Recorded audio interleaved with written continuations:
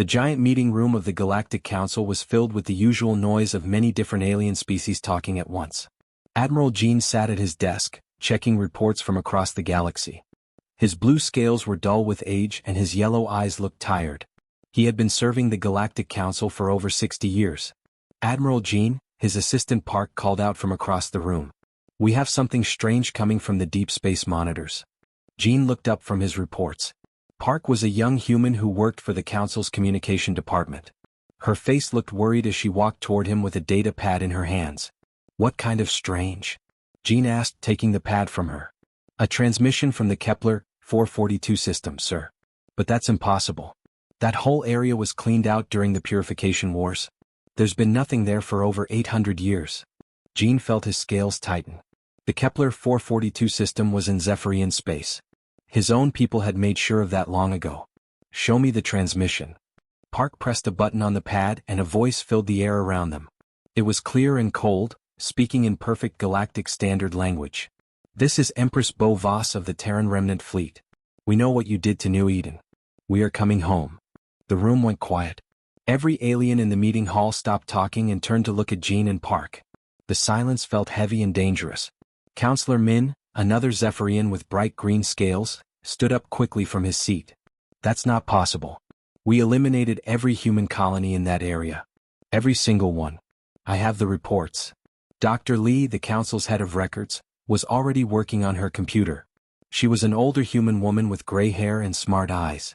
I'm checking the old files now, she said, typing fast. New Eden, here it is. Her face went white as she read. 50,000 human colonists. The reports say they were all killed during the purification campaign, but... She stopped reading and looked up at Jean. Admiral, the body count was never confirmed. The Zephyrian forces reported total elimination, but they never actually counted the dead. Jean felt something cold in his stomach. What are our sensors showing? Lieutenant Wu, a young officer from the monitoring station, ran into the room holding a tablet. His face was covered in sweat. Admiral, you need to see this. Our long-range sensors are picking up massive energy readings moving toward Council space. Jean took the tablet and looked at the data. What he saw made his blood freeze. These readings, they're not like anything in our databases. How many ships? We can't tell exactly, sir. The energy patterns are unlike anything we've ever seen. But based on the size of the signatures. Wu swallowed hard. We estimate at least 300 vessels, maybe more. Counselor Min laughed, but it sounded nervous. 300 ships? Even if some humans survived, they've been hiding for over 800 years. What could they possibly have that would threaten us? Dr. Lee was still reading through the old files. New Eden was established in 2387. It was a farming colony, mostly families. When the Zephyrian forces arrived in 2394, the colonists tried to surrender. She looked up at Min. Your people killed them anyway. Those were the orders, Min said, but his voice was quieter now. All human expansion beyond the approved zones was to be stopped. Permanently. Stopped, yes, Dr. Lee said. But this says some of the colonists escaped in transport ships. The last few ships jumped to hyperspace just before the planet was destroyed. Jean studied the sensor data again. Where did they go? Unknown, Dr. Lee replied. The jump coordinates show they went beyond the galactic rim into the area we call the dark zone. No one goes there. Space is too dangerous and there's nothing but empty void. Apparently there was something, Park said quietly. Jean activated the main communication system for the entire council chamber. All counselors, please return to your seats. We have an emergency situation. As the various alien representatives took their places, Jean thought about what this meant. The Zephyrian Empire had been part of the Galactic Council for over 500 years. They were one of the strongest military powers in known space. The idea that some human survivors could threaten them seemed impossible.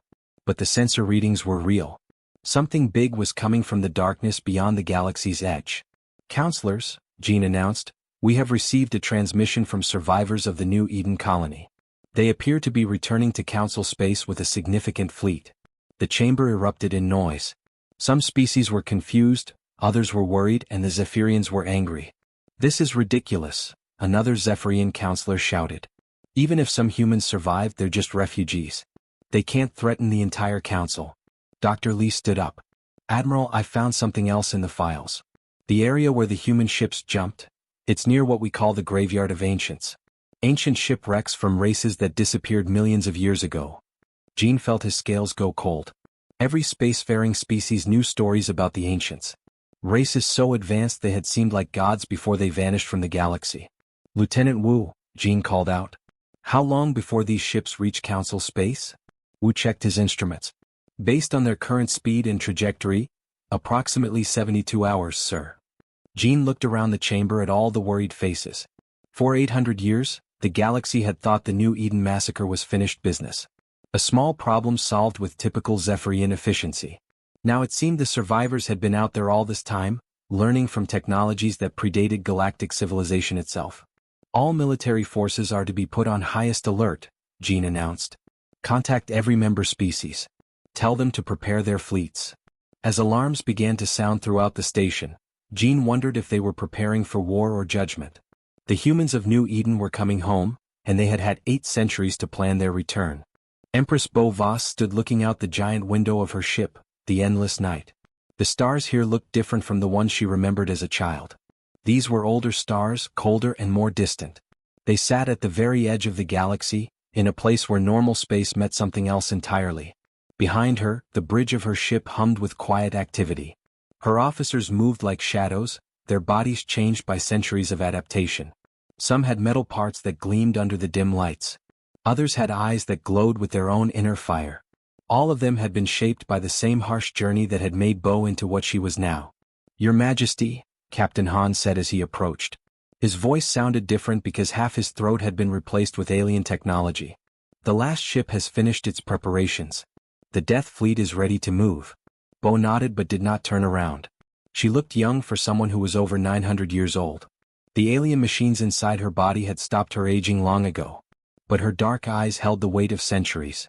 Han, tell me about the day we left, she said quietly. This was something she asked often and Han always answered.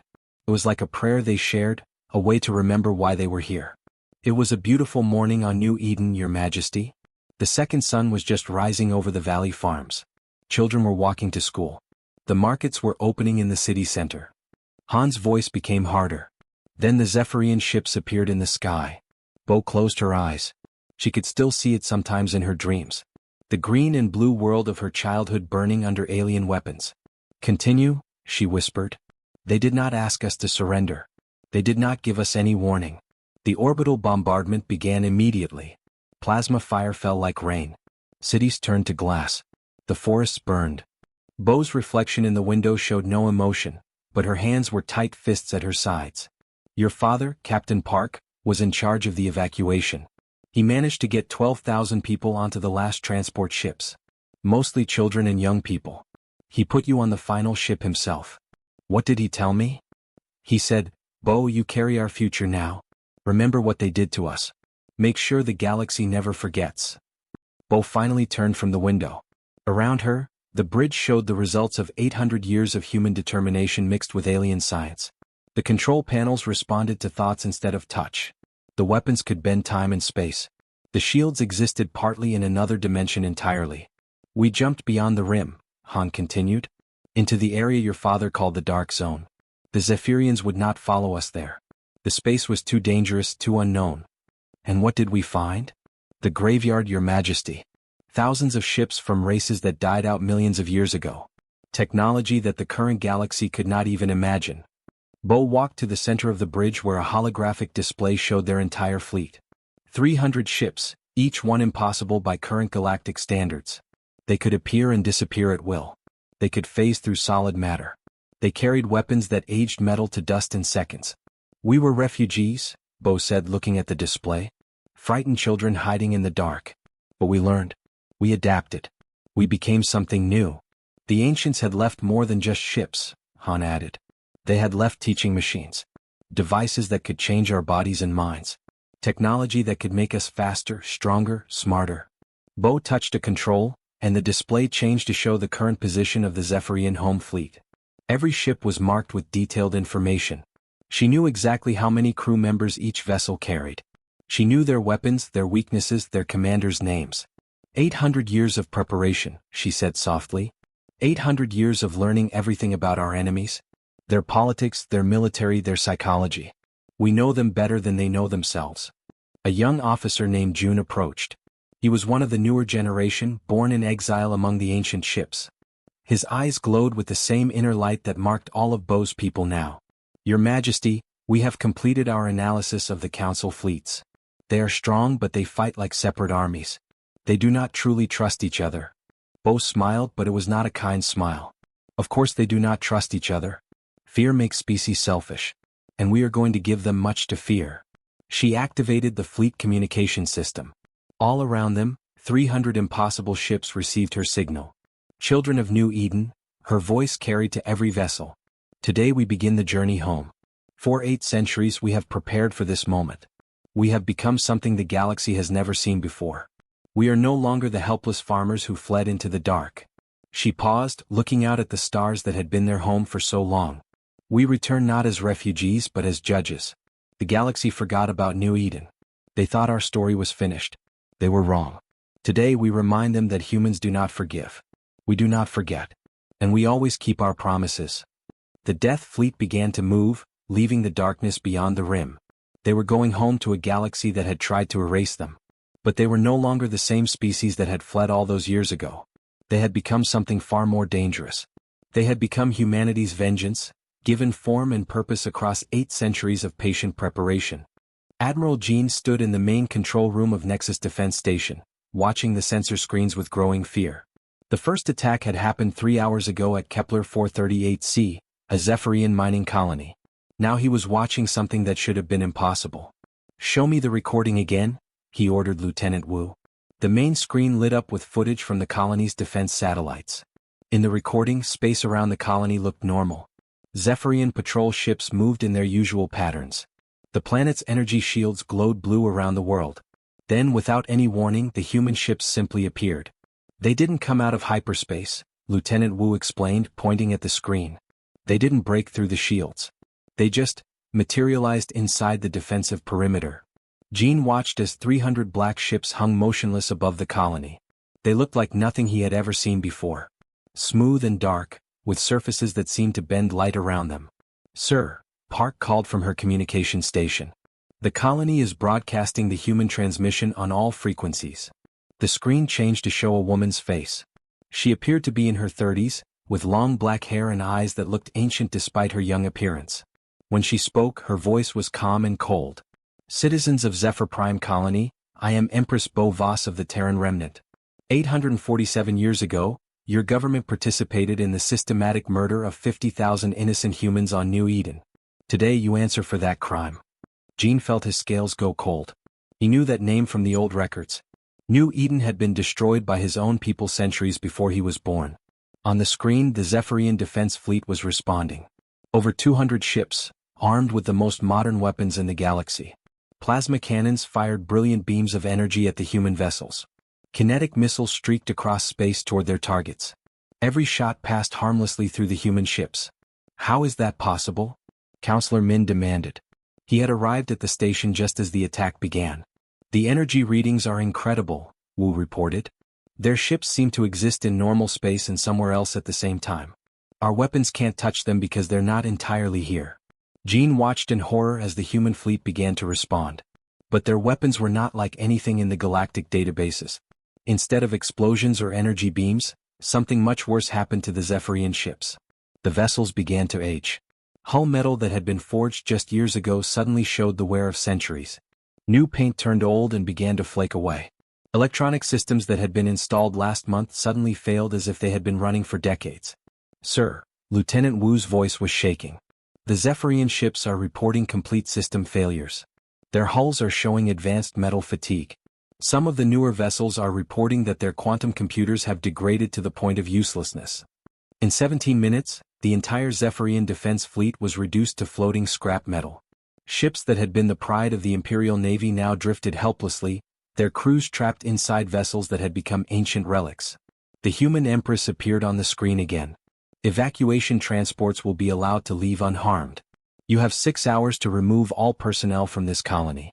After that, this place ceases to exist." Jean activated his communication system.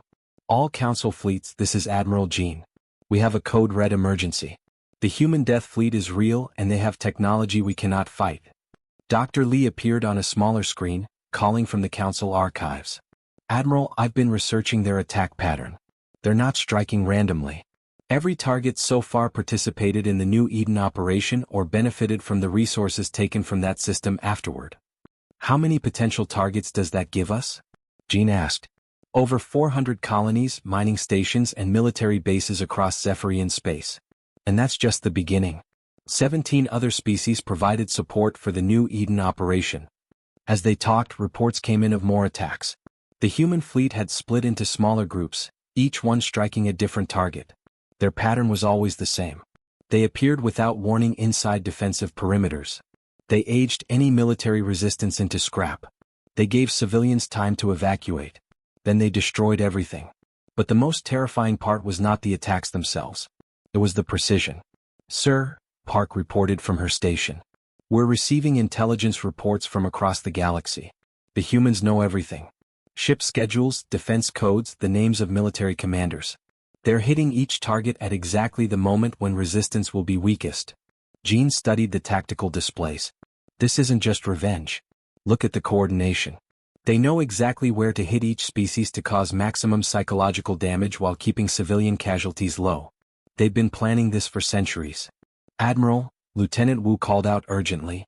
New report from Zephyr Prime itself. The human fleet just appeared in orbit around the homeworld. They're broadcasting a message. The main screen switched to show Empress Bo again. Behind her, Jean could see the bridge of her ship. The technology there looked both ancient and impossibly advanced. People of the galaxy, she said, for too long, you have forgotten what happened to New Eden. You have forgotten that 50,000 humans died for the crime of wanting to farm and raise families. Today that changes. Today you remember. The transmission ended, and Jean realized the true horror of what they were facing. The humans were not trying to conquer the galaxy. They were not interested in ruling or expanding. They were teachers, giving the galaxy a lesson in what extinction felt like. Sir, Wu reported quietly, long-range sensors show the Death Fleet regrouping. They're heading for the core systems. Jean looked at the star map, seeing the path the human fleet would take. Every system they passed through would remember the name New Eden. Every species would learn what happened when humanity's children were murdered. The reckoning had only just begun. The final battle came at Nexus Station, the heart of galactic civilization. Admiral Jean stood on the command deck, looking at the largest fleet ever assembled in galactic history. Over 3,000 ships from every member species floated in defensive formation around the massive station. Sir, Lieutenant Wu reported, all fleets are in position. The Zephyrians brought everything they have left. The Centaurians sent their entire navy.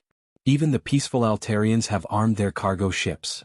Jean nodded, but his scales were pale with worry. In the past week, the human death fleet had destroyed 17 major colonies and crippled the Zephyrian Empire. Now they were coming for the center of galactic government itself.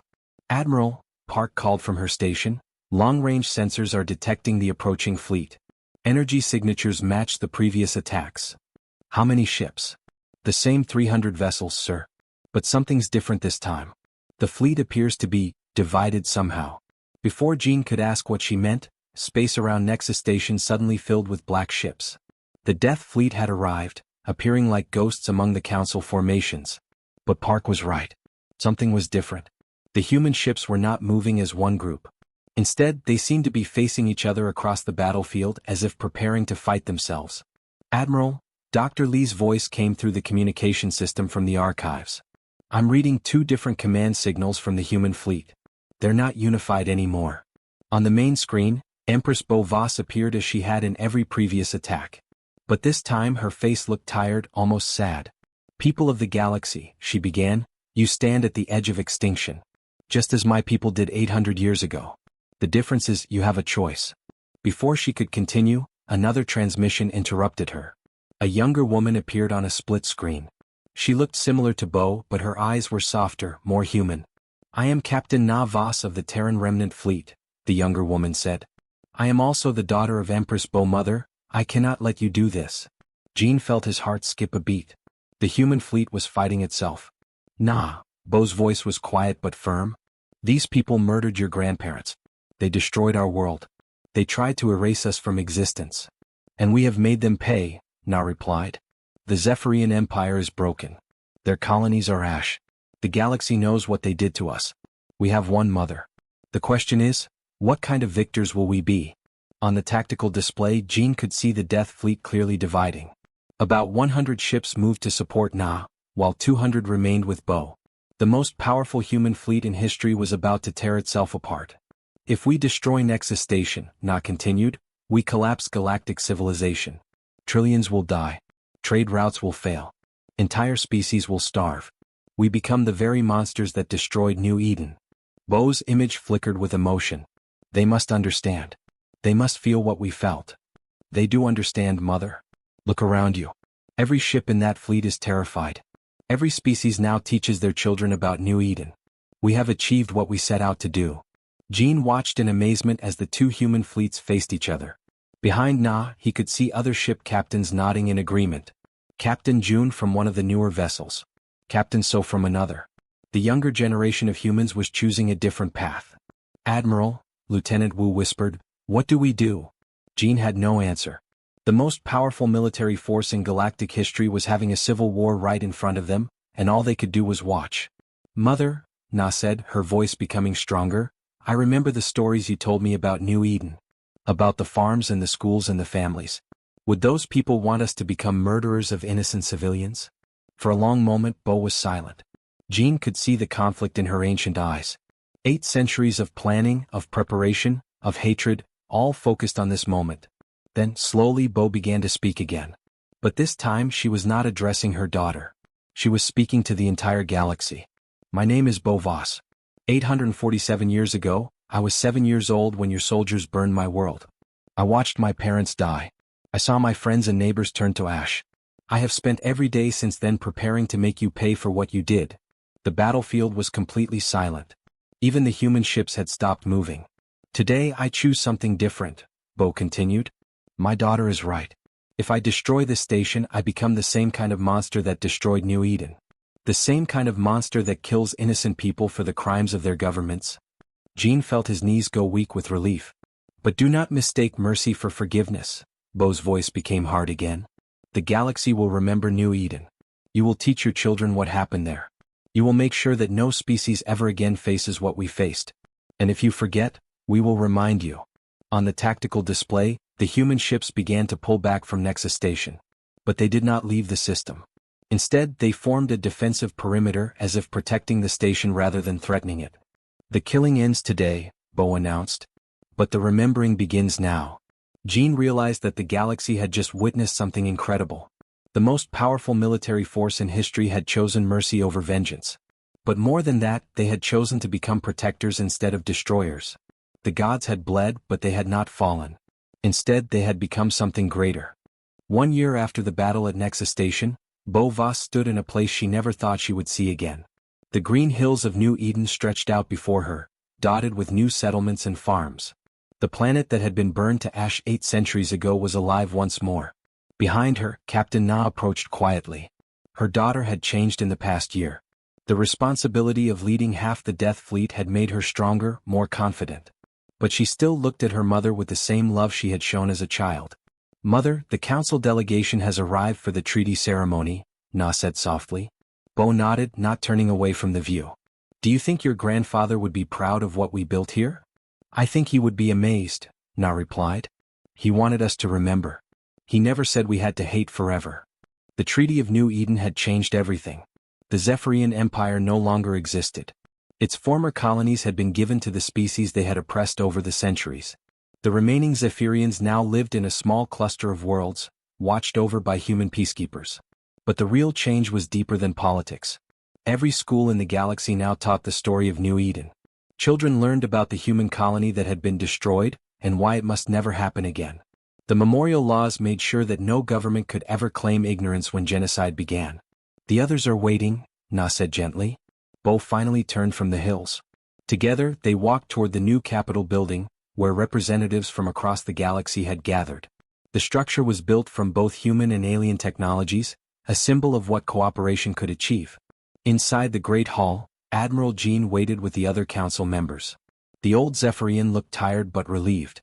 The past year had been hard for everyone, but especially for those who had to face the truth about their people's past. "Empress Bo," Jean said formally, The Galactic Council is ready to sign the final agreements. Bo looked around the room at all the alien faces. Some looked guilty. Others looked afraid. A few looked hopeful. I am no longer an empress, she said quietly. Today, I become the first protector of the human remnant. Dr. Lee stepped forward with the treaty documents. The old human woman had worked tirelessly to draft the new laws that would govern the galaxy. The Protectorate will have full sovereignty over human space, she read. In return, the Protectorate Guard will serve as peacekeepers for any species threatened with extinction. Bo signed her name to the document, then handed the pen to Na. The Death Fleet is dead, Bo announced to the room. Long live the Protectorate Guard. Outside the building, the renamed fleet hung in orbit around New Eden.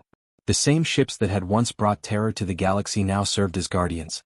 Their weapons that could age metal to dust were turned toward protecting the innocent instead of punishing the guilty. After the ceremony, Bo and Na walked through the new settlement that had grown up around the old colony site. Human families worked in the fields just as they had 8 centuries ago. But now they were not alone. Alien refugees from across the galaxy had come to New Eden, seeking safety under human protection.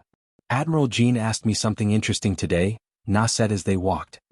He wanted to know if we would help evacuate the Korean colonies. Their sun is going to explode in the next few years. Bo smiled. What did you tell him? I told him that's exactly the kind of thing the Protectorate Guard exists for. They reached the memorial wall, where the names of every person killed in the original New Eden massacre were carved in black stone. Fresh flowers lay at the base of the wall, placed there by the new colonists who had never known the original victims but honored them anyway. Do you ever regret choosing mercy? Na asked. Bo considered the question carefully. I regret that it took 800 years for justice to find us. But I don't regret that we found the right kind of justice. Above them, a transport ship was landing at the spaceport. More humans were arriving every day, finally free to return to the world their ancestors had dreamed of. They came from every corner of the galaxy, bringing with them the diverse cultures they had developed during their long exile. But it was not just humans who were coming to New Eden. Alien families fleeing persecution had also found sanctuary here. The world that had once been destroyed for being different was now a place where difference was celebrated.